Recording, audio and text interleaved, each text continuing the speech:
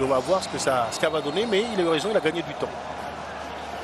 C'est le Mali qui engage dans ce deuxième match du groupe E. Mali-Afrique du Sud, le 3e du nom en Coupe d'Afrique des Nations. Une victoire qui a éliminé facilement Amari Traoré, qui bute ensuite sur Kouyaté. Ah, il y a des gestes techniques déroutants de la part des petits gabarits sud-africains et les Maliens sont en train de souffrir, de reculer. Il faut vraiment laisser passer ce temps faible. Quoique... Ah bah c'est pénalty. Hein. Pour moi, alors je peux me tromper, mais si il le voit, c'est pénalty. Et bien là, il ne va pas le voir, il va le revoir. Oui, non mais là, bien sûr, il met le coude, c'est pénalty.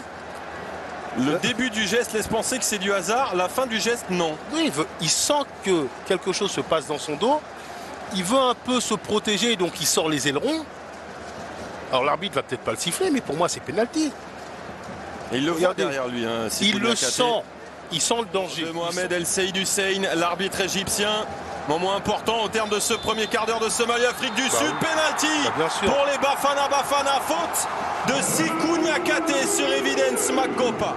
Percy Tau, le leader technique, le leader offensif de cette génération sud-africaine qui a l'occasion d'ouvrir le score. C'est au-dessus. Le raté de l'idole. Le ballon s'envole dans les cieux de Congo. Pour aller se créer une situation, et là ils sont un petit peu... En tout cas, il y a quelque chose qui diffère entre les deux équipes. Oh, pas de position de hors-jeu signalée pour Percy Tau qui a choisi le premier poteau.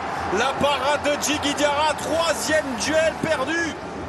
Il y a du mouvement, il y a du monde dans la surface de réparation et il y a Ronwen Williams qui vient capter ce ballon. C'était la dernière action d'une première période de bon niveau, dominée dans l'ensemble, dans les occasions. Et là, toutes les certitudes se sont envolées. J'ai trouvé l'équipe qui n'arrivait pas à jouer, qui n'arrivait pas à se placer les uns par rapport aux autres pour ne pas donner de possibilités sur sa gauche ou sur sa droite. Là, véritablement, la possibilité, elle est premier poteau. C'est Sékou Koïta, c'est sur la barre et le capitaine Amari Traoré qui vient montrer la voie aux siens après une première période ultra compliquée.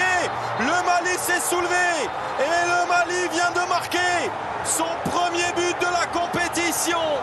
Amari Traoré pour sa 4e CAN. Bien enveloppé, regardez. Et pourtant, il est dessus, pourtant, regardez, il n'arrive pas. Il voit très vite que ça se joue premier poteau. Regardez, il est dessus.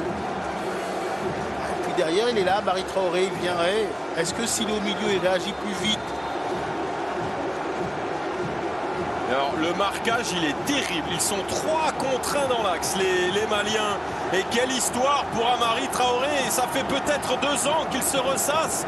Son tir au but de la Guinée équatoriale en 8e de finale au Cameroun.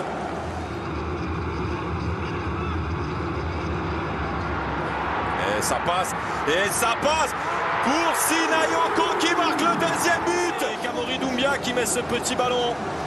Sinayoko qui passe encore devant. Ah, il doit être plus costaud que vous. Regardez, il est très lent, il arrive. Oh là là, il est super avec beaucoup plus de, on l'a senti très de vite, détermination. Très tôt, on l'a vu, mais lui, voilà, il incarne ça. Il est costaud, il est athlétique, il soulage un peu les. Oh, ce coup franc sur le poteau de la part de Teboho Mokoena.